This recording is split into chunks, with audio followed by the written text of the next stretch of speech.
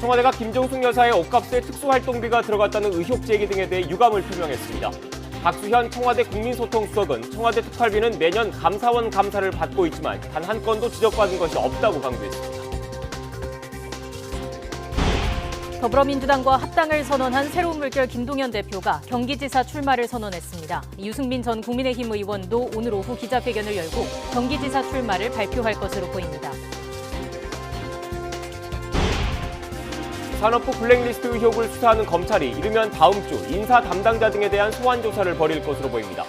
검찰은 환경부와 산업부뿐 아니라 교육부와 통일부 블랙리스트 의혹에 대해서도 수사 범위를 확대할 전망입니다. 코로나19 신규 확진자가 32만여 명으로 하루 만에 10만 명 이상 줄었지만 위중증 환자는 1,300명을 넘어 연일 최다 규모를 보이고 있습니다. 정부는 내일 다음 주부터 적용할 거리두기 조정안을 발표합니다. 내일부터 도시가스 요금이 평균 1.8% 올라 가구당 평균 가스 요금은 월 860원가량 오를 전망입니다. 전기요금도 기준 연료비 등이 오르면서 내일부터 킬로와트 시당 6.9원이 더 오릅니다. 홍남기 부총리 겸 기획재정부 장관이 유류세 인하폭을 20%에서 30%로 확대하는 방안을 다음 달 5일 확정하겠다고 밝혔습니다. 홍 부총리는 우크라이나 사태 장기화와 인플레이션 심화 등 불확실성에 총력 대응하겠다고 말했습니다. 시청자 여러분 안녕하십니까? 뉴스앤 이슈 시작합니다. 더불어민주당과 합당하는 새로운 물결의 김동연 대표가 경기도지사 출사표를 던졌습니다. 국민의힘에선 유승민 전 의원이 오후에 기자회견을 열고 경기도지사 출마를 선언할 예정입니다. 취재기자 연결합니다. 최하영 기자. 네, 정치부입니다. 네, 김동연 대표 예상했던 대로 경기도지사에 도전장을 냈군요. 네, 새로운 물결 김동연 대표 어제 YTN에 출연해 예고한 대로 오늘 기자회견을 열고 경기도지사에 출사표를 던졌습니다. 출마 선언부터 잠시 듣고 오시죠. 새로운 경기도지사 선거에 출마합니다. 경기도가 바뀌면 대한민국이 바뀝니다. 경기도를 대한민국의 변화를 이끌 새로운 중심으로 만들겠습니다. 또 지난 대선에서 이재명 전 후보와 정치교체, 국민통합이라는 공동가치에 손을 맞잡았다며 이면을 강조하기도 했습니다. 현재까지 민주당 경기도지사 후보 경선은 4파전 대결로 전개될 전망입니다. 조정식 의원과 염태영 전 수원시장이 출마를 선언했고 양민석 의원도 오늘 출사표를 던집니다. 국민의힘에서는 유승민 전 의원이 경기도지사에 출마하기로 마음을 굳혔습니다. 오늘 오후 3시에 국회에서 기자회견을 열고 출마 결심 배경과 각오를 밝힐 예정입니다. 대선 주자급 인사들이 채비에 나서면서 오는 6월 1일 경기지사 선거에서 빅매치가 성사될지 관심이 쏠립니다.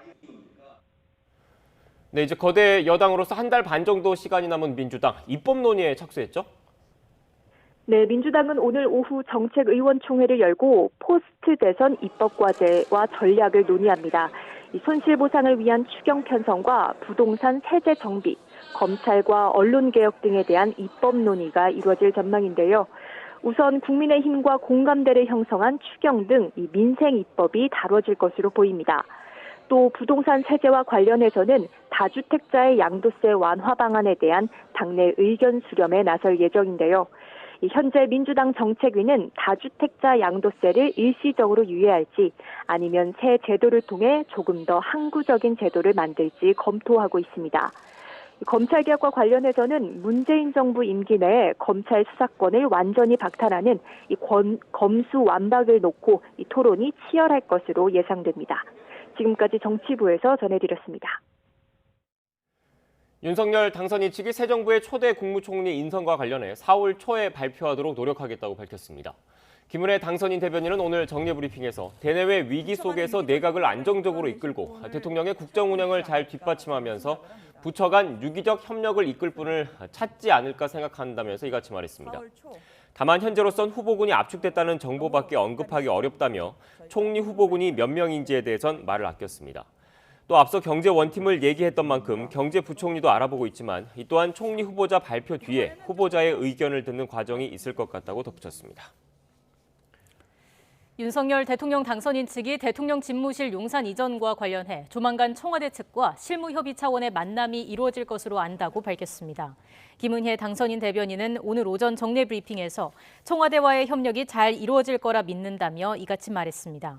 그러면서 이철희 청와대 정무수석과 장제원 당선인 비서실장이 후속 조치 이행 차원에서 원활한 의견 소통을 할 것으로 본다고 덧붙였습니다. 이와 함께 청와대 개방의 경제적 이익에 대해서는 2천억 원에서 1조까지 여러 자료가 나오고 있지만 숫자로 먼저 말하기보다는 공약을 다듬으며 책임 있게 국민께 전해드리는 게 중요한 만큼 차분히 연구 중이라고 설명했습니다. 대통령직 인수위원회가 대통령 집무실 이전 뒤 완전히 개방될 청와대를 다양한 문화행사 공간으로 조성하는 방안을 검토하고 있는 것으로 파악됐습니다.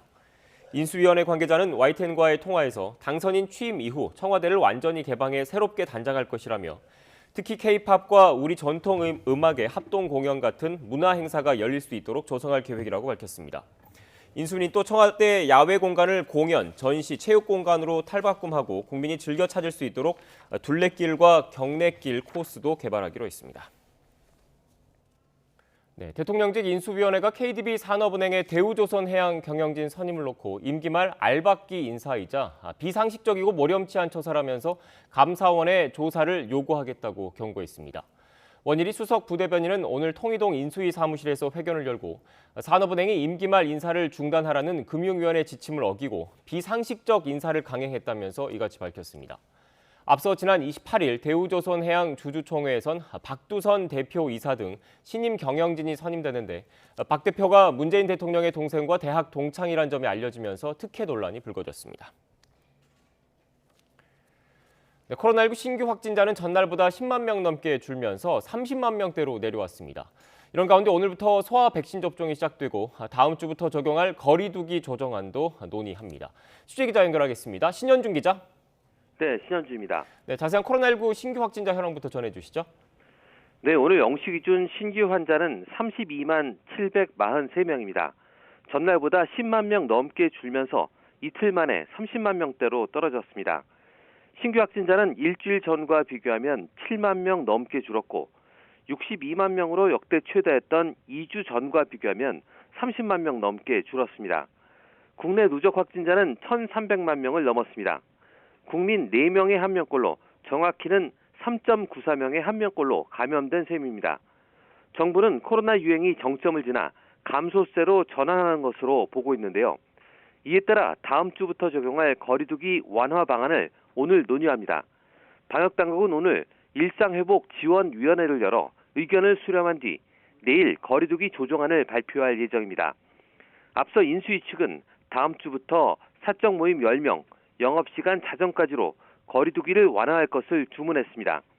더 나아가서 확실한 감소세가 확인되면 영업시간 제한을 즉시 풀어야 한다고 강조했기 때문에 이 두 방안이 모두 논의될 것으로 보입니다.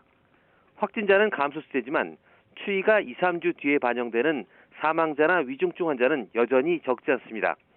어제 하루 코로나19 관련 사망자는 375명 발생해 누적 사망자는 16,230명입니다. 위중증 환자는 전날보다 14명 늘면서 1,315명으로 또 역대 최다를 기록했습니다. 위중증 환자는 24일째 4자릿수를 이어가고 있습니다. 네, 오늘부터 5살에서 11살 소아들의 백신 접종이 시작되는데 예약률이 그리 높지는 않죠? 네, 오늘부터 전국의 소아접종 지정 위탁의료기관 1,200여 곳에서 만 5살부터 11살까지의 소아 백신 접종이 시작됩니다. 만 나이 기준이기 때문에 2017년생 중 생일이 지난 아동부터 2010년생 생일이 지나지 않은 아동까지가 대상인데요. 접종은 보호자가 자율적으로 결정하지만 확진된 아동에 대해서는 접종을 권고하지 않았습니다. 하지만 비만이나 당뇨 아동 또는 기저질환이 있는 아동은 고위험군이기 때문에 확진 이력이 있다 해도 적극적으로 접종을 받아달라고 당부했습니다. 접종 예약률은 그리 높지 않습니다. 지난 28일 기준 예약률은 1.3%로 대상자 314만 7천여 명 가운데 4만 925명만 예약한 상태입니다. 이미 9살 이하 소아의 44%가 코로나 감염력이 있는 것도 백신 예약률이 낮은 이유 중 하나로 보입니다. 접종은 기존 백신 유효 성분의 3분의 1만 들어간 화이자의 소화용 백신으로 이루어집니다. 접종 때는 혹시 모를 이상 반응에 대처하기 위해 보호자가 반드시 함께 가야 합니다.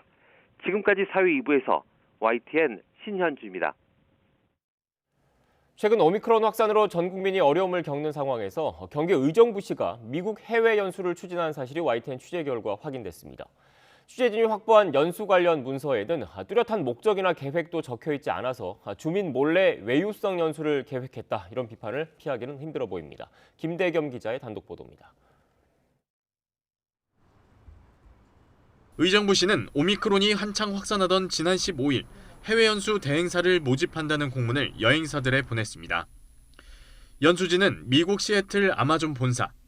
안병용 의정부시장을 포함한 공무원 10명이 1인당 400만 원씩 예산 4천만 원을 들여 일주일 동안 미국 현지를 방문한다는 내용이 적혀 있습니다.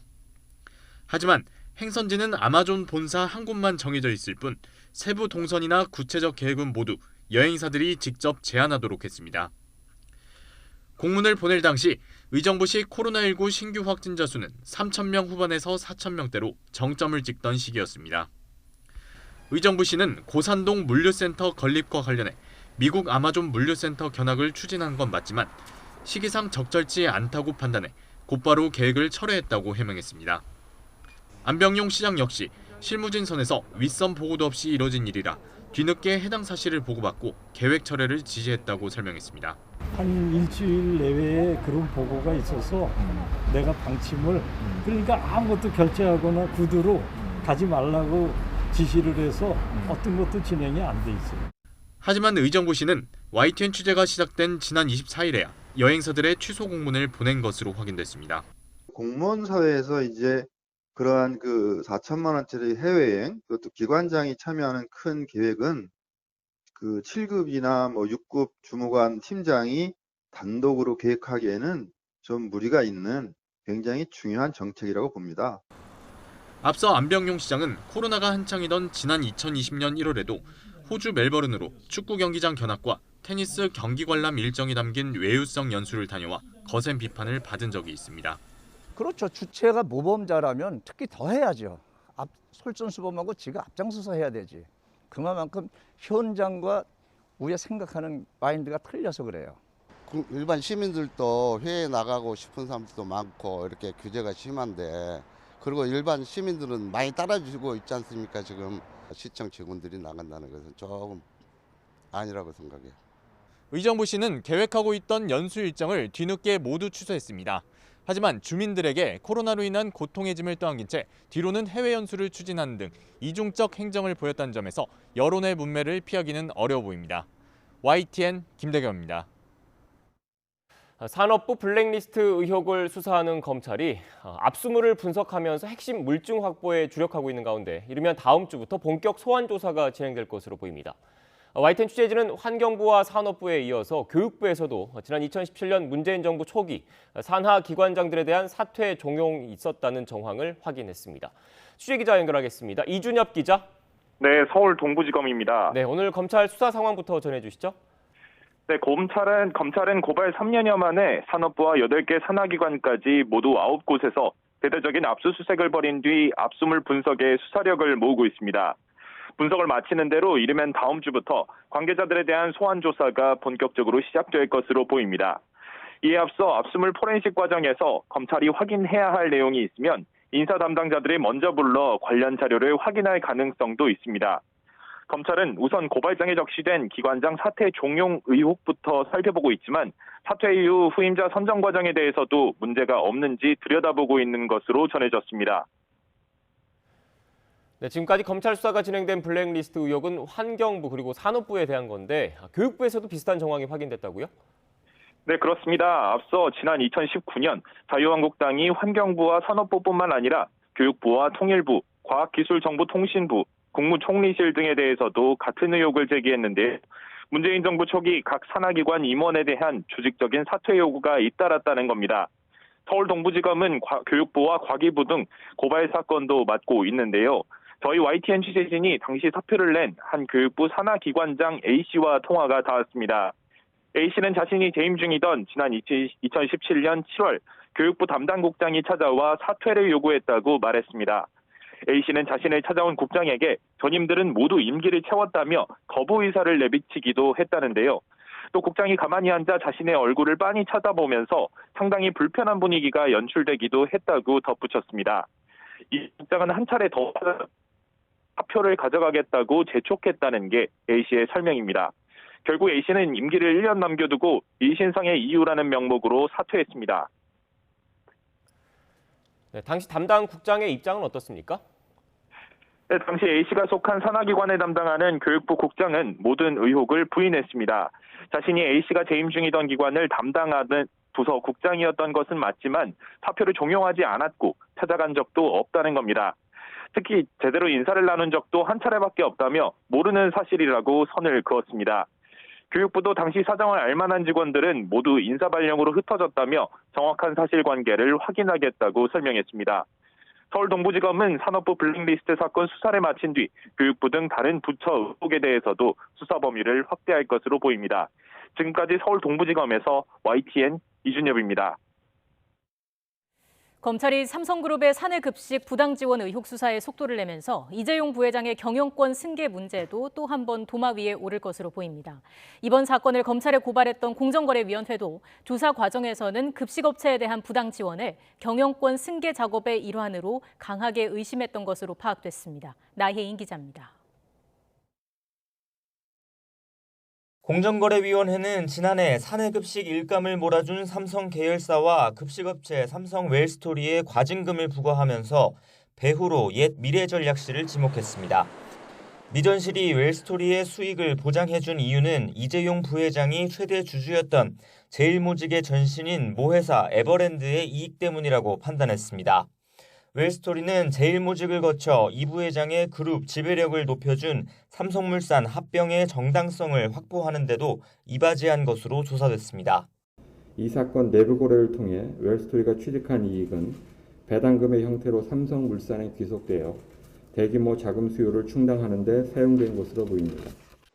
실제 이번 사건을 심의한 공정위 전원회의 속기록을 보면 삼성 측을 조사한 공정위 심사관들은 웰스토리 부당 지원이 이 부회장의 경영권 승계 목적으로 이뤄졌다고 강하게 의심했습니다.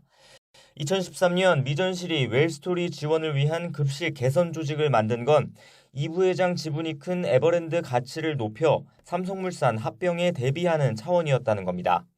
이는 삼성그룹 승계 계획안으로 지목된 프로젝트 G 문건에 따른 거라고도 주장했습니다. 삼성 측은 전면 부인했습니다. 미전실이 급식 개선 조직을 만든 건 식사 품질에 대한 사원들의 불만 때문이지 기업 가치나 프로젝트 G와는 무관하다고 주장했습니다. 프로젝트 G 자체가 경영권 승계 계획안이 아닐 뿐더러 삼성물산 불법 합병 혐의로 재판받는 이 부회장 공소 사실에도 급식 사업 내용은 없다고 반박했습니다. 공정위 전원회의는 두 차례 심의 끝에 삼성 쪽 손을 들어줬습니다.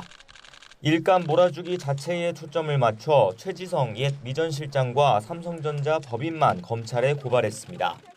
제일모직에 유리한 합병 비율 조성을 위해서 이 사건 부당 지원 행위가 행해진 것이란 점, 그리고 이른바 프로젝트 G와 이 사건 부당 지원 행위 간의 관련성에 대해서는 전원회의에서 인정을 받지 못했습니다. 공정위에서 관련 자료를 모두 넘겨받은 검찰은 최근 수사팀을 확대 개편하고 웰스토리와 삼성전자 본사를 상대로 연일 압수수색을 벌이고 있습니다. 삼성 측이 불복 소송으로 맞선 부당 지원 의혹부터 규명하는 게 순서지만 공정위가 의심 수준에서 그친 이 부회장 승계 문제 역시 덮고 넘어가진 않을 거라는 관측이 지배적입니다. YTN 나희입니다. 광주에서 붕괴 사고를 일으킨 현대산업개발의 주주총회가 이틀 전에 열렸는데 예상과는 달리 큰 잡음 없이 마무리됐습니다. 이유가 있었습니다. 각본대로 짜 맞춰서 주총을 진행하고 회사 직원까지 주총장에 동원됐습니다. 조태현 기자가 당시 상황을 재구성했습니다. 지난 29일 진행된 현대산업개발의 주주총회. 다소 썰렁했던 예년과 달리 연이은 붕괴 사고로 주가가 폭락한 올해엔 100명이 넘는 주주가 참석했습니다. 시민단체와 노동계가 최고 안전보건 책임자의 사내이사 선임 안건에 반대하는 등 여러 차례 쓴소리를 쏟아냈지만 단기적인 경영 이익을 추구하다가 이런 안전과 품질을 도외시한 경영을 했는데 단기적인 이익을 추구하는 경영임원이 품질과 안전 임무도 맡겠다라는 것들은 이해 충돌이 발생할 수밖에 없고 결국 제대로 된 경영 쇄신을 하지 않겠다는 것입니다. 전반적인 분위기는 차분했습니다. 주총이 원활하게 진행된 비결 가운데 하나는 다름 아닌 여러 차례 진행된 사전 연습이었습니다. 주총 전날 진행된 연습 내용을 보면 안건에 반대할 만한 단체를 가정해 대응 방안을 논의했습니다. 한 직원이 민주노총 관계자 역할을 맡아 다음과 같이 발언했습니다.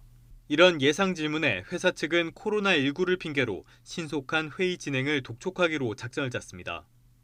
회사가 위임받은 주주권을 이용해 직원을 동원하는 관행도 여전했습니다. 서로 모른 척하고 남남처럼 행세하기로 손발을 맞췄습니다. 지시 내용은 다음과 같았습니다. 직원이라는 점을 눈치챈 주주들이 항의하면 무대응으로 일관하되 항의의 수위가 높아지면 정숙을 요구하는 식으로 대응하라는 지침도 내려졌습니다. 실제로 주총 당일 현대산업개발은 사전 각본대로 대응했습니다.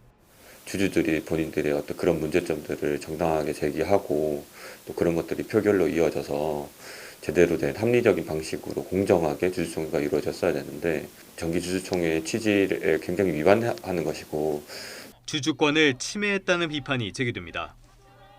주식회사의 주주총회는 상법과 정관에서 정한 최고 의사결정 기관입니다. 그것은 회사의 민주적인 의사결정을 방해하고 소수 주주의 의결권을 실질적으로 침해하는 것이라 할 수 있겠습니다.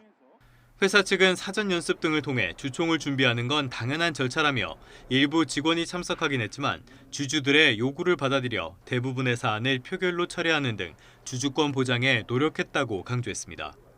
하지만 대형 사고를 일으킨 회사가 문제를 근본적으로 해소하려고 노력하기보단 당장 코앞에 닥친 일만 수습하는 데 급급했다는 지적을 피하긴 어려워 보입니다. YTN 조태현입니다. 오미크론 대유행으로 대면 서비스업이 타격을 받으면서 전 산업 생산이 2달 연속으로 감소했습니다. 통계청이 발표한 2월 산업활동 동향에 따르면 2월 전 산업 생산 지수는 115.5로 전월보다 0.2% 줄었습니다. 오미크론 확산의 영향으로 음식점과 주점 영업이 주춤하면서 숙박과 음식점 생산이 줄었고 유원지나 스포츠 서비스 이용이 감소해 예술과 스포츠, 여가 등의 생산도 급감했습니다. 소비 동향을 보여주는 소매 판매액 지수는 2월 120.7로 전월보다 0.1% 소폭 증가했고 설비 투자는 5.7% 감소했습니다. 최근 국제 원자재 가격 상승 등의 영향으로 기업들의 체감 경기 지수가 석 달 연속 하락했습니다. 한국은행에 따르면 이달 모든 산업의 업황 실적 기업 경기 실사 지수 BSI는 83으로 지난달보다 2포인트 내렸습니다. 특히 제조업 업황 BSI는 84로 지난해 2월 이후 최저치를 기록했습니다.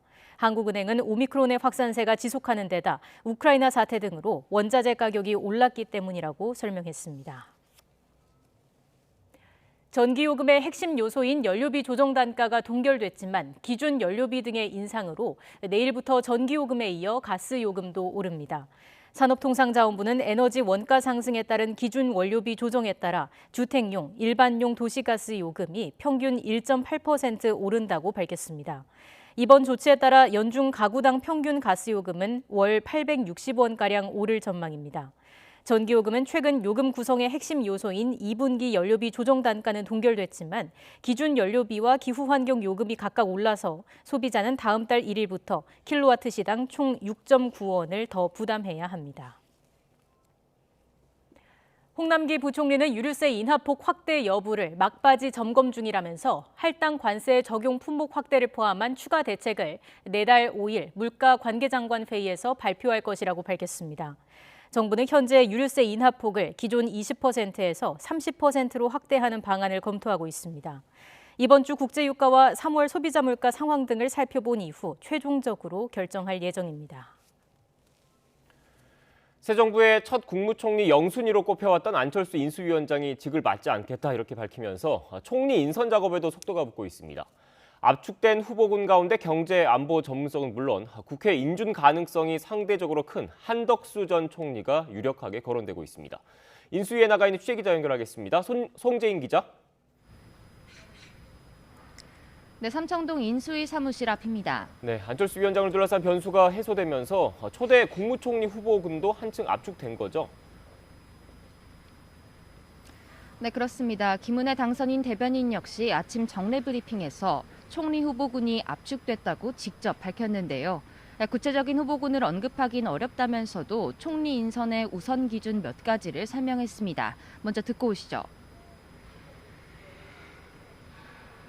윤석열 당선인이 그 총리 후보를 아마 저희가 내정하거나 검토를 하게 될 때는 대내 위기 속에서 이 내각을 안정적으로 이끌 수 있고 또 대통령의 국정 운영을 잘 뒷받침하면서 부처 간의 유기적 협력을 이끌어내실 분을 찾고 있지 않을까.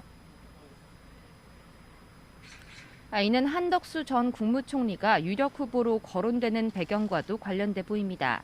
한 전 총리는 인수위가 밝힌 총리 인선의 기준, 그러니까 경제와 외교안보 적임자라는 점에 더해 민주당이 주도권을 쥔 인사청문 전국에서 국회 인준의 부담감도 적은 인물이기 때문입니다.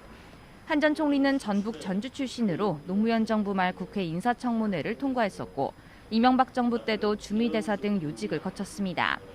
비슷한 기준에 따라 임종룡 전 금융위원장 등 경제 분야에 정통한 과거 관료 출신들도 후보로 언급되고 있습니다. 또 정치적 부담은 있지만 국민 통합 효과가 있는 김한길 인수위 국민통합위원장과 박주선 대통령 취임 준비위원장도 후보군에 올라 있습니다. 윤 당선인은 이르면 오는 일요일 새 정부의 초대 총리 후보를 발표할 전망인데 당선인 측은 총리가 재청권을 갖고 있는 만큼 장관 후보자들은 총리 지명 뒤 협의를 거쳐 시차를 두고 발표하게 될 거라고 설명했습니다. 또 인수위 측이 경제 원팀을 언급하며 주목되고 있는 경제부총리직 역시 총리 후보자 발표 뒤 후보자의 의견 청취를 거치겠다고 덧붙였습니다. 네, 이와 함께 인수는 국정과제 선정에도 주력하고 있죠. 네, 국정과제 선정 1차 시한이 이제 나흘 앞으로 다가온 만큼 인수위는 오늘 국정과제 초안을 짜는 데 주력합니다. 오전 10시부터 윤석열 당선인 주재로 분과별 업무 보고가 진행됐는데요. 앞서 윤 당선인이 양극화 해소와 청년 기회 확대 등을 위한 비약적인 경제 성장을 강조해왔던 만큼 경제 분과부터 업무 보고를 시작했습니다. 지난 한 주 동안 정부 각 부처로부터 받은 업무 보고를 바탕으로 오늘부터 본격적인 국정과제를 추리기 시작한 건데요. 최우선 과제는 역시 코로나19 위기 극복 방안입니다. 경제분과 업무 보고에서 코로나19로 큰 피해를 본 자영업자들을 위한 지원 대책 마련을 강조한 안철수 위원장은 오후에도 인수위 코로나19 비상대응특위 회의를 주재하며 관련 논의를 이어갈 것으로 보이는데요. 윤 당선인은 오후 한국무역협회를 찾아 청년 무역인들을 격려하며 경제행보에 주력합니다. 지금까지 삼청동 인수위 사무실 앞에서 YTN 송재인입니다.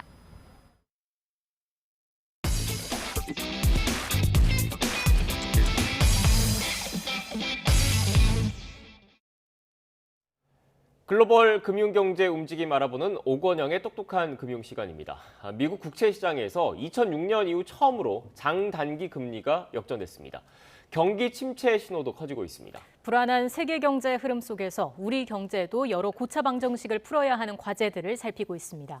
오건영 신한은행 WM그룹 부부장과 관련 내용 살펴보겠습니다. 어서 오십시오. 네, 안녕하십니까. 안녕하세요. 네. 먼저 미국 국채 장단기 금리 역전 현상이 나타났다. 어떤 의미입니까? 이게 이제 어렵게 생각하지 마시고요. 예금을 이제 가입하러 정기 예금을 가입하러 은행에 가시면 보통 이제 뭐 3개월짜리 예금도 있고 1년짜리도 있고 3년짜리도 있을 겁니다. 근데 일반적으로는 3개월 금리보다는 1년 금리가 높고요. 1년 금리보다는 3년 금리가 조금씩 더 높아요.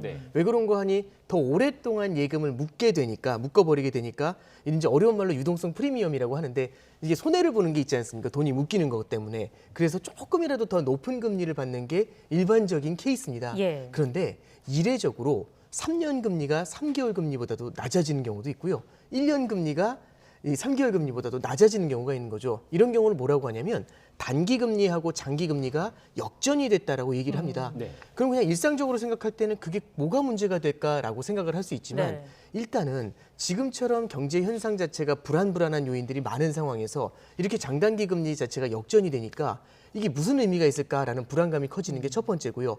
과거의 케이스를 봤었을 때 이 장단기 금리의 역전, 특히 미국에서 2년짜리하고 10년짜리 장단기 금리의 역전이 불황을 예측할 때 굉장히 이제 정확도가 높은 지표로 알려져 있습니다.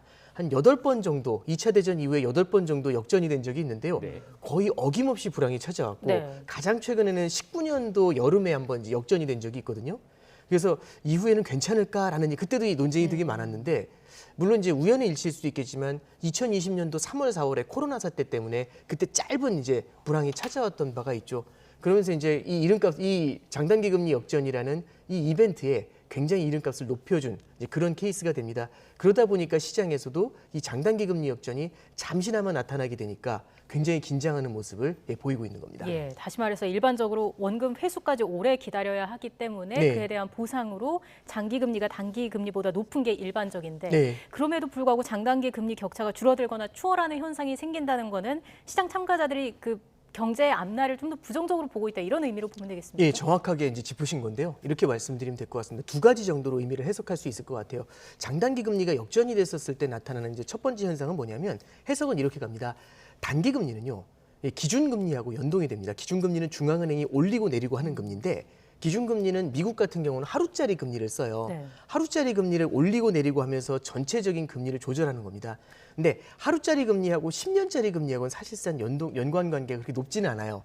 그래서 하루짜리 금리를 올리고 내리고 하면은 단기 영역에 있는 금리들은 좀 영향을 많이 받습니다. 그래서 2년짜리 금리도 이 하루짜리 금리의 영향을 꽤 많이 받는 편이에요. 그래서 2년짜리 금리는 중앙은행의 금리 인상 인하의 영향을 많이 받는다. 이렇게 보시면 되고요. 10년짜리 금리는 중앙은행의 인상 인하보다는 실물 경기에 연동하는 면이 크다. 경기가 좋아지면 금리가 오르고 경기가 안 좋아지면 금리가 낮아진다. 이렇게 보시면 돼요. 그런데 만약에 10년짜리 금리가 낮아졌는데 낮아졌다는 얘기는 경기가 다소 둔화돼 있다는 얘기죠. 근데 10년짜리 금리보다 2년짜리 금리가 더 높다는 얘기는 중앙은행의 금리 인상의 스탠스가 실물 경제 둔화를 야기할 정도로 강하다. 실물 경제가 받아낼 수 있는 금리 레벨보다 더 높게 금리를 올리려고 한다. 이제 이것 자체가 그러면 너무 긴축을 세게 하는 거 아니야? 이런 우려감을 반영하는 게 첫 번째고요. 두 번째는 은행들의 입장에서 볼 필요가 있습니다. 미국의 이제 지방은행들 같은 경우는 예대 마진의 영향을 많이 받아요. 이게 어떤 얘기냐면은 은행들은 단기로 예금을 받아가지고 장기로 대출을 해주게 됩니다. 이게 뭐하고 똑같냐면은 기업들 입장에서는 원재료를 사와가지고 판매를 하는 건데 원재료 가격이 올라간다는 얘기죠. 원가가 올라가는데 원가가 판매가보다 올라가게 되면 역마진이 발생하니까 기업들 입장에서는 팔 때마다 손해가 볼 겁니다. 이 얘기를 왜 드리냐면 은행은 단기로 자금을 조달을 해가지고 장기로 대출을 해줍니다. 근데 단기 금리가 장기 금리보다 높아지면 더 높은 금리로 단기로 자금을 조달해서 더 낮은 금리로 대출을 해주니까 예대 마진에서 반대로 역마진이 나죠. 그럼 은행들 입장에서는 대출을 해줄 요인이 줄어들게 됩니다. 그러면 은행은요, 이 자본주의 경제에서는 심장과 같습니다. 실물 경제에 자금을 퍼주는 역할을 하게 되는데 은행의 마진이 줄어들게 되면은 은행이 대출을 해줄 유인이 그만큼 줄어들게 되고 실물 경제의 유동성이 줄면서 이게 시차를 두고서 어느 정도는 경기 둔화의 우려를 자극하는 거 아니냐, 이제 이런 얘기들이 나오고 있는 거죠.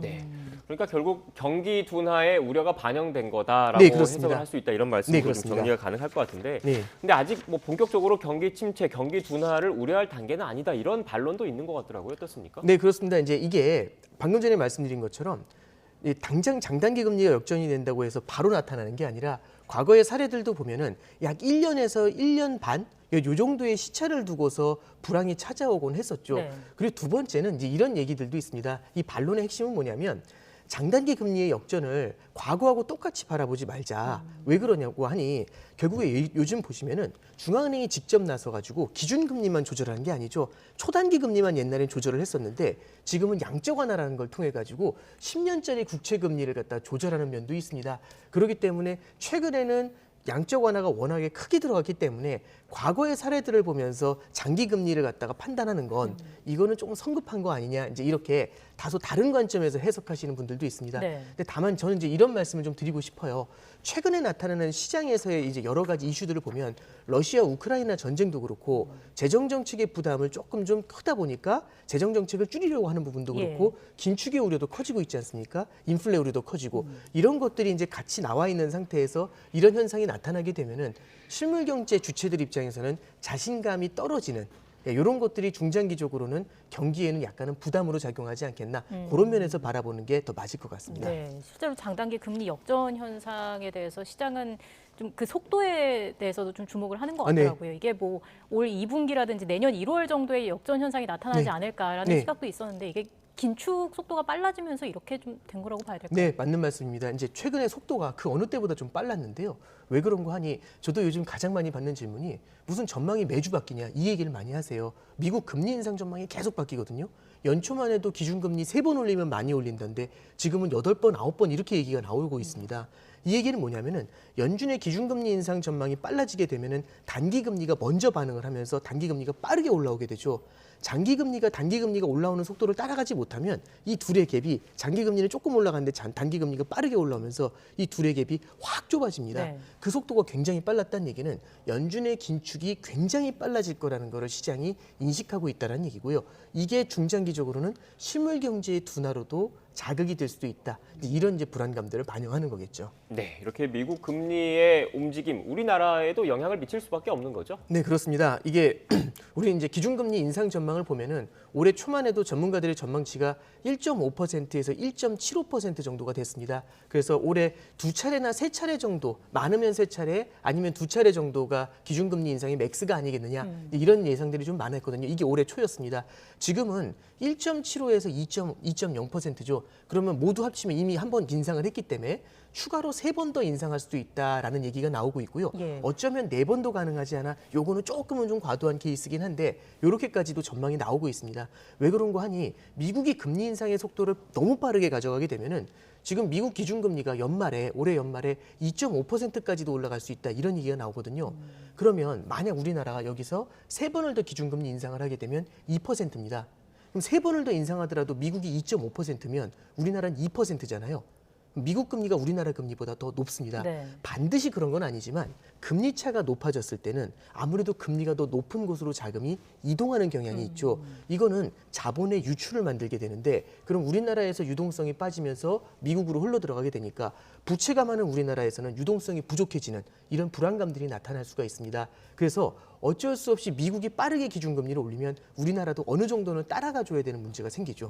그래서 이제 말씀해 주셨던 것처럼 만약에 여기서 또 미국이 더 강하게 간다라고 하면 우리나라 기준금리 인상 전망이 더 높아질 우려들 이런 것들도 좀 고민을 해둬야 될 것 같습니다. 이게 우리나라와 미국 금리 차가 어느 정도가 적정하다 이런 기준이 좀 있습니까? 역전이 됐을 때도 우리나라에서 자본 유출이 현실화된 적은 별로 없습니다. 실제로 15년도, 16년에도 역전이 된 적이 있고요. 04년도, 05년에도 우리나라의 금리가 역전이 된 적은 있습니다. 근데 이 환율이라든지 자본 유출을 반드시 금리로만 바라볼 필요는 없습니다. 무엇이 같이 따라붙냐면 성장이라는 게 같이 따라붙거든요. 참고로 04년도, 05년도에는 미국 경제는 좀 둔화가 됐는데 중국 경제가 워낙에 강하면서 아시아 시장이 강했던 면이 있어요. 이럴 때는 자본 유출이 나타나지를 않았었던 경험이 있죠. 그래서 반드시 그것만으로 평가를 한다라기보다는 다른 여러 가지 요인들하고 같이 보면서 평가를 해야 되고요. 하나 더 말씀드릴 거는 만약에 실물 경제 자체가 굉장히 불안할 때에는 달러 쪽에 대한 수요가 높아지는 경향들이 높습니다. 아무래도 국제 통화니까요. 그런 경우에는 이 장단기 금리의 역전이 그렇게 크지 않더라도 과거와 달리 이런 경우에도 자본 유출이 나타날 수는 있습니다. 이런 점들은 저희가 케이스 바이 케이스로 계속해서 좀 지켜봐야 될 것 같습니다. 네, 이렇게 금리가 오르면 어떻게 보면 대출 받으신 분들 입장에서는 부담이 클 수밖에 없는 상황인 거잖아요. 특히 주택담보대출 받으신 분들 많을 텐데 제가 그래픽을 준비한 게 있거든요. 5대 시중은행 주택담보대출 금리 한번 좀 보여주시죠. 네, 일단 뭐 국민은행, 신한은행, 하나은행, 우리은행, 농협은행 이렇게 주택담보대출 금리를 제가 좀 정리를 했는데 6%가 넘은 곳도 있어요. 어떻습니까? 이게 이제 차주별로 해가지고 차이가 나는 면도 분명히 좀 있을 거고요. 이게 그리고 기간이라든지 고정금리라든지 여러 가지 옵션에 따라서 이제 조금씩은 금리 차이가 날 겁니다. 그래서 이런 것들을 다 말씀드리는 것보다는 기본이 되는 기준금리가 있는 거거든요. 이 주택담보대출 금리의 기본이 되는 금리 자체가 결국에는 중앙은행이 결정하는 기준금리 그리고 이 중앙은행 기준금리가 국채금리 등에 영향을 주게 되겠죠. 이 기본이 되는 금리가 어떻게 변화되는지를 좀 말씀드릴 필요가 있습니다. 방금 전에 말씀드렸던 것처럼 미국의 금리 인상 전망이 굉장히 빨라지게 되잖아요. 그럼 우리나라도 기준금리 인상 전망이 빨라지게 됩니다. 그러면 그만큼 우리나라도 기본이 되는 금리 자체가 올라가기 때문에 이 기본이 되는 금리 자체의 상승이 전반적인 주택담보대출의 금리를 밀어 올리는 요인이 되죠. 그래서 방금 전에 말씀드린 것처럼 미국의 기준금리 인상이라든지 인플레이션 전망이 꼭 우리의 일상하고 전혀 벗어나 있는 얘기가 아니다. 이 점은 좀 말씀드릴 수 있을 것 같고요. 두 번째는 주택시장에 대한 면하고 조금 연관시켜서 말씀을 드리면 금리라는 건 돈의 값입니다. 금리가 올라가서 돈값이 비싸지게 되면은 추가적인 주택을 갖다 대출을 끌어가지고 주택을 매수하는 세력이 약해질 수밖에 없겠죠. 결국엔 투자라는 건 내가 산 걸 뒤에서 또 비싼 가격에 사주는 게 포인트입니다. 근데 추가로 사줄 수 있는 세력이 들어오질 못한다는 얘기는 기존에 매입했었던 이제 그 주택 시장이 다소나마 이제 둔화될 기현성들 이런 것들을 염두에 둘 필요가 있겠죠. 네. 그렇다면 이렇게 대출 받으신 분들은 어떻게 해야 되는지가 사실 또 궁금하거든요. 네. 일반적으로 이렇게 금리 인상기에는 고정 대출이 더 유리하다라고 말씀들을 많이 하는데 꼭 그런 것만은 아니라고 그러더라고요. 네, 그렇습니다. 이게 결국에는 고정금리부 대출이라고 생각하고 변동금리부 대출이라고 생각을 할 수 있는데 금리가 올라갈 때는 이제 결국에는 고정금리로 묶어놓고 그 다음에 금리가 내려갈 때는 고정금리, 변동금리로 가고 이제 이렇게 말씀을 해주시는데 네. 주택담보대출은 기본적으로 기간이 굉장히 깁니다. 그래서 금리 인상 사이클이 10년 동안만 보더라도 올랐다 내렸다 올랐다 내렸다 이렇게 되거든요. 그래서 뭐 예를 들어 터키처럼 자본 유출이 너무 크게 일어나서 금리가 너무 많이 뛰는 이런 케이스가 아니라면 우리나라처럼 어느 정도는 금융시장이 안정돼 있는 케이스라고 한다면 이거 자체에 너무 지금 당장의 금리 상승 하락만을 보면서 따라가시는 것들보다는 예를 들어서 3년에서 5년 정도는 금리가 고정이 되고 그 이후에는 변동이 되는 이런 다양한 전략들을 같이 보시는 게 필요하지 않겠나 그렇게 말씀드립니다. 네. 그러니까 뭐 중간에 뭐 대환 대출을 한다거나 이렇게 하더라도 중도 상환 수수료가 있는 경우도 있을 테니까 그렇습니다. 여러 요인들을 좀 따져서 상담을 네. 받아보시는 게 좋겠네요. 네, 그렇습니다. 네. 네. 또 한은의 금리 인상 방향을 차기 한은 총재 후보의 발언에서 또 힌트를 얻을 수 있을 것 같은데 이 역시 저희가 그래픽으로 함께 준비를 해봤습니다. 보면서 얘기를 해볼게요.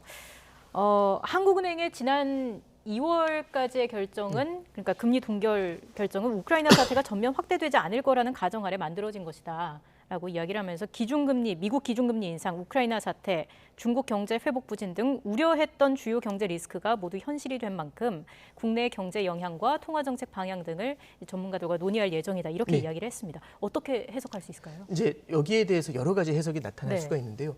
결국에는 우려점이 커진 만큼 그 성장에 대한 둔화 우려가 크니까 기준금리 인상을 좀 천천히 갈 것이다. 이렇게 이제 전망하시는 분들도 계세요. 일정 부분은 공감할 수 있는 부분인데 저기서 말씀하셨던 여러 가지 리스크 중에 어떤 부분을 좀 우리가 주목할 필요가 있냐면 미국의 금리 인상 자체도 우리한테는 불확실성이다라는 얘기를 했었죠. 그러면 미국의 금리 인상이 빨라지는 걸 불확실성이라고 생각을 하면서 우리가 금리 인상을 하지 않으면 이런 경우에는 앞서 말씀드린 것처럼 자본 유출에 대한 우려를 자극할 수가 있습니다. 그리고 이 금통위원회입니다. 위원회가 만들어지는 가장 큰 이유는 한 명의 입김이 모든 걸 바꾸거나 그러는 게 아니라 전반적인 추세에서 여러 가지 의견들을 반영하겠다는 얘기거든요. 당장은 객관적인 데이터로 인플레이션에 대한 압력이 커지는 것들, 그다음에 미국의 금리 상승 속도가 굉장히 빠르다는 것들, 이런 것들은 부담 요인으로 작용을 하고 있습니다. 그렇기 때문에 총재가 바뀐다고 해가지고 금리 인상이 갑자기 사라지거나 이런 것들보다는 금리 인상에 대한 중장기적인 전망의 변화들, 이런 것들을 좀 지켜볼 필요는 있겠죠. 네. 한국은행의 기본적인 설립 목표가 물가 안정이지 네, 그렇습니다. 않습니까? 그런데 최근 뭐 전기요금도 그렇고 가스요금도 그렇고 물가 인상 요인들이 계속 있잖아요. 한국은행 입장에서는 고민이 커질 수밖에 없을 것 같아요. 네, 그렇습니다. 이게 물론 이제 그 전기요금이라든지 이런 것들이 소비자 물가 지수에 아주 큰 포지션을 차지하는 건 아닙니다만 과거를 통해 보면은 시차를 두고서 여러 가지 좀 악영향을 주곤 하는데 시차를 두면은 전기요금이라는 거는 모두가 쓰는 거고 모든 사람들이 제품을 생산을 할 때 쓸 수밖에 없는 거지 않습니까? 그럼 전기요금이 올라가게 되면은 시차를 두고서 기업이라든지 가게에 원가 인상으로 반영이 되게 됩니다. 이는 소비자 물가 지수에 중장기적으로 이제 조금씩은 부담을 주게 되는 거죠. 이게 하나님 고민해야 되는 첫 번째 포인트가 되고요. 두 번째는 인플레이션에 대한 우려가 굉장히 클 때, 그러니까 결국에는 지표 체력이 약할 때 한 대 맞는 게 되게 아프지 않습니까? 일반적으로 맞는 것보다. 그래서 전반적으로 물가에 대한 불안감이 커질 때 이런 뉴스가 들려왔다는 게 경제 주체들의 심리에는 굉장히 부담 요인이 될 수 있다. 이런 것들이 성장에는 악영향이 될 수 있겠죠. 그래서 성장과 물가에 대한 고민을 하고 있는 하는 입장에서는 고민이 깊어질 수밖에 없는 그런 부분 아닌가 싶습니다. 네. 마지막으로 추가 질문 하나 좀 드릴게요. 새 정부가 조금 있으면 이제 출범을 하는데 추가 경정 예산안 얘기도 나오고 있고 어떻게 보면 또 소상공인분들, 자영업자분들 돕기 위해서 그 돈을 더 뿌리려고 하는, 돈을 더 네. 이렇게 지출을 하려고 하는 움직임도 감지가 되고 있습니다. 그런데 한국은행의 이런 물가 안정 목표와는 좀 배치되는 측면이 있는 거잖아요. 경제학 네, 원리로만 그렇습니다. 놓고 본다면 네. 어떻게 해석해야 될까요? 결국에는 이제 한은하고 이번에 이제 이창용 총재 예정자시죠. 이제 들어오실 때 지금 가장 많이 하셨던 얘기 중에 뭐가 있냐면은 결국에는 올해는 굉장히 어려운 한 해가 될 거라는 얘기를 하시면서 정부와 중앙은행의 정책 공조가 굉장히 중요하다는 표현을 썼습니다. 중앙은행의 금리 인상 인하는요, 실물 경제 전반에 영향을 미치게 됩니다. 근데 정부 같은 경우는 특정 타겟을 대상으로 해가지고 경기 부양을 진행을 할 수가 있겠죠. 그러면 중앙은행은 전반적인 긴축 기조를 가져가면서 금리를 인상하면 성장이 둔화될 수가 있는데 이 성장에 취약한 영역 쪽에 정부가 효율적으로 재정 지출을 해줄 때는 물가를 크게 자극하지 않으면서 갈 수 있습니다. 물론 원론적인 말씀으로는 되게 쉽게 들리실 수 있겠지만 굉장히 어려운 미션이죠. 그래서 정부와 중앙은행의 정교한 정책 공조가 굉장히 필요한 시점이 아니겠나. 그렇게 문제를 풀어나가지 않겠나. 그렇게 생각을 합니다. 네, 알겠습니다. 지금까지 오건영 신한은행 WM그룹 부부장과 함께 관련 내용 짚어봤습니다. 오늘 말씀 고맙습니다. 네, 감사합니다.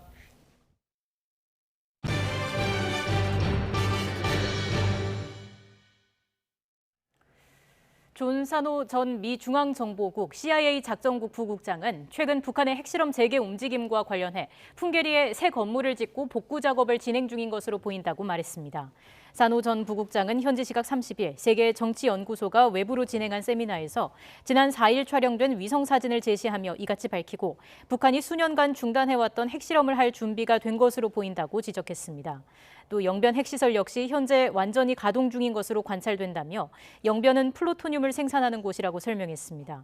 그는 앞으로 일본과 한국, 심지어 대만이 자위를 위해 자체 핵무기를 개발하겠다고 할 가능성도 있다며 북한이 2027년까지 최소한 200개의 핵무기를 보유할 가능성이 있고 전달 체계도 발전하고 있다고 평가했습니다.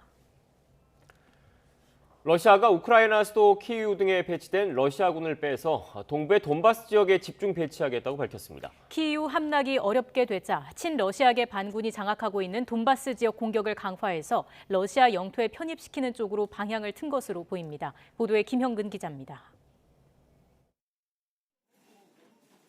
우크라이나 북부 체르니히우의 한 시장. 건물벽이 모두 부서지고 기둥도 불에 검게 그을렸습니다. 평화협상 뒤 군사작전을 줄이겠다는 러시아 측의 약속은 지켜지지 않았습니다. 밤새 포탄이 날아들어 도시 곳곳을 파괴했습니다. Бібліотеки, торговельні центри, інше багато насправді будинків, тому що всю ніч ворог гатив по місту Чернігову. 키이우 주변에서도 공격이 계속됐습니다. 우크라이나 측은 이를 발목 잡기 전술로 보고 있습니다. 우크라이나군을 묶어두고 그 사이 북부의 병력을 동부 돈바스로 옮기려는 의도라는 겁니다. 돈바스는 친러시아계 반군이 장악하고 있는 지역입니다. 반군들은 자칭 독립국을 선포한 뒤 최근에는 러시아 편입을 추진하고 있습니다. 러시아군은 수도 키이우 함락이 어려워지자 돈바스 지역을 확실히 장악하는 쪽으로 방향을 튼 것으로 보입니다. Целью перегруппировки российских вооруженных сил является активизация действий на приоритетных направлениях и прежде всего завершение операции по полному освобождению Донбасса. 돈바스 집중 선언 이후 러시아군은 동부 전선에 화력을 쏟아붓고 있습니다. 현지에서는 러시아군이 전선을 따라 거의 모든 도시를 포격하고 있다고 전했습니다. 외신들은 러시아의 돈바스 합병 작전이 본격화한 만큼 앞으로 이 지역 상황이 더 악화할 것으로 전망했습니다. 또 평화 협상에도 걸림돌이 돼 협상이 진전되는데도 상당한 시간이 소요될 것으로 보고 있습니다. YTN 김영근입니다. 볼로디미르 젤렌스키 우크라이나 대통령은 대국민 TV 연설에서 군사활동을 축소했다는 러시아의 주장을 믿지 않는다며 러시아군이 돈바스 공격을 위해서 재편성됐다고 말했습니다. 젤렌스키 대통령은 우크라이나군은 돈바스 지역 등 동부에서 계속 싸울 준비가 돼 있다며 어떤 것도 포기하지 않고 영토의 한 뼘을 위해서라도 싸울 것이라고 말했습니다. 또 평화협상이 진행되고 있지만 지금으로선 말만 오가고 있을 뿐 확실한 것은 없다고 덧붙였습니다. 러시아가 민간인 대피를 위해 인도주의 위기에 몰린 우크라이나 남부 격전지 마리우폴에 대한 일시적 정전을 제안했습니다. 러시아 국방부는 러시아군이 통제 중인 베르단스크를 경유해 마리우폴에서 자포리자로 가는 통로를 현지 시각 31일 오전 10시부터 개설하기로 했습니다. 국방부는 인도주의 작전 성공을 위해 유엔 난민기구 국제적십자위원회가 직접 참여한 가운데 대피를 실행하는 방안을 제안한다며 우크라이나 정부의 정전 준수 확약을 요청했습니다. 오늘 새벽 2시 10분쯤 경남 진주시 남해고속도로 순천 방향에서 화물차 2대와 승합차 1대가 잇따라 부딪혔습니다. 이 사고로 화물차 조수석에 타고 있던 70대 여성 A씨가 숨졌습니다. 또 같은 화물차 운전자와 승합차 운전자 40대 남성 B씨가 경상을 입고 병원으로 옮겨졌습니다. 경찰은 B씨가 졸음운전을 하다 방호벽을 들이받아 뒤집혔고 사고 차량을 피하려던 화물차 2대가 추돌해 사고가 일어난 것으로 보고 정확한 사고 원인을 조사하고 있습니다. 지붕공사나 달비개 사망 사고가 자주 발생하는 봄철을 맞아 경보가 발령됐습니다. 고용노동부는 다음 달 1일부터 5월 31일까지 지붕공사 달비개 작업 추락 위험 경보를 발령하고 안전 수칙을 준수해달라고 당부했습니다. 지난 2019년부터 지난해까지 최근 3년 동안 건설 현장에서 지붕공사를 하다가 사망한 작업자는 112명인데 봄과 가을에 각각 32명과 38명의 사망자가 나왔습니다. 병원에서 진단용으로 사용 중인 MRI 장비의 핵심 부품은 자성을 띤 마그넷입니다. 가천대 길병원이 11.74 테슬라의 MRI용 마그넷에 대한 성능 평가를 통과하면서 뇌 영상을 10,000배가량 더 선명하게 볼 수 있는 극초해상도 MRI 개발이 가시화됐습니다. 이기정 기자가 보도합니다.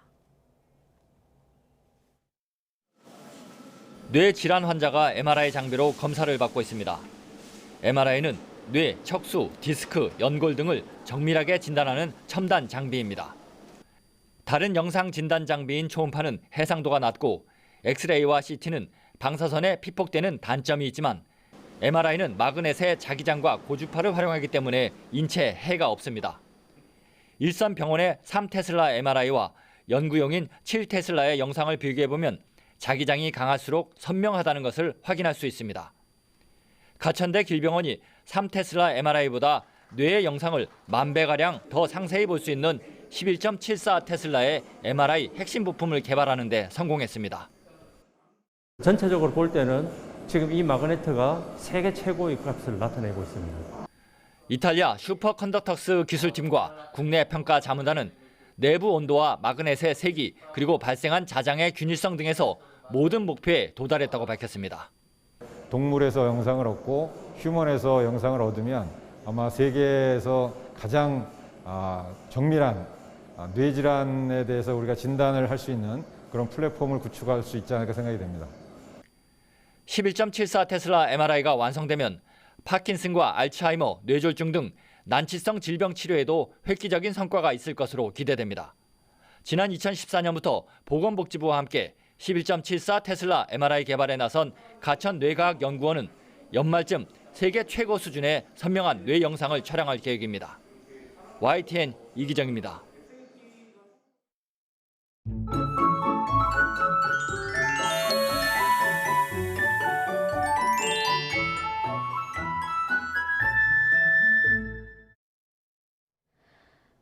마지막 날인 오늘도 하늘빛이 흐립니다. 그래도 낮 동안 기온 자체는 예년만큼 올라 포근하겠는데요. 한낮에 서울이 14도까지 오르겠습니다. 다만 서울 등 내륙 곳곳에는 빗방울이 떨어지거나 약한 비가 내릴 수 있겠고요. 동풍의 영향을 받는 동해안에는 오후까지 최고 10mm의 비가 예상됩니다. 기온이 낮은 강원 산간에는 최고 3cm의 눈이 내려 쌓이겠습니다. 오늘 낮 기온은 어제보다는 낮겠지만 예년 수준을 보이겠습니다. 서울 14도, 대전 16도, 광주 16도가 예상됩니다. 비가 그친 뒤 내일은 다시 맑은 날씨가 이어지겠고요. 아침 기온이 떨어져 다소 쌀쌀해질 전망입니다. 날씨였습니다. 뉴스 앤 이슈 2부는 정치권 소식으로 문을 열겠습니다. 저희는 잠시 뒤에 뵙겠습니다.